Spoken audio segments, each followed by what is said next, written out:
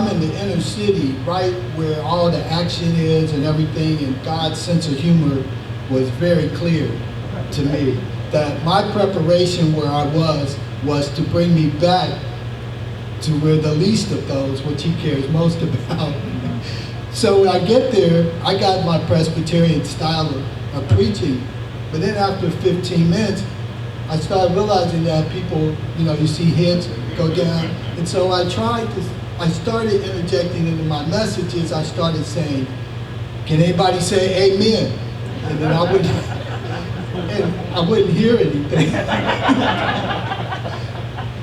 My cousin Mary Alice Lee Williams from Cincinnati, Ohio, and her son, who are here, and her family attended the Bennett Grove School. And so the Raleigh Lee family, which was your father, Raleigh, and Alice Lee. And so I'm so happy that you'll come and to be a part of this as well, all the way from Cincinnati, Ohio.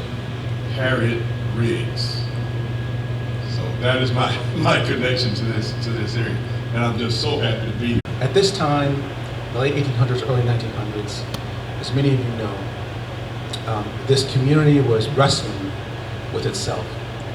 It was coming off of a time when it was very prosperous as one of the largest producers of inland, and that's sort of not on the coast but inland, Sea Island cotton. And that cotton, of course, came from the plantations and the farms that were worked by many of our ancestors, these folks in this room, and also owned by some of the people who enslaved our ancestors. But things were rapidly changing. The economy was taking a shift. There were a lot of impacts between the late 1800s and the early 1900s. For example, Pastor Parrish mentioned the boll weevil having an impact on farms and how that decimated crops in the 1920s.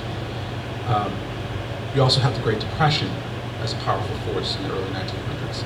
And then we just have racial terrorism. We have the birth and the sort of growth of Jim Crow, and how that impacted the lives of the community here, and how it literally, quite literally, drove people away.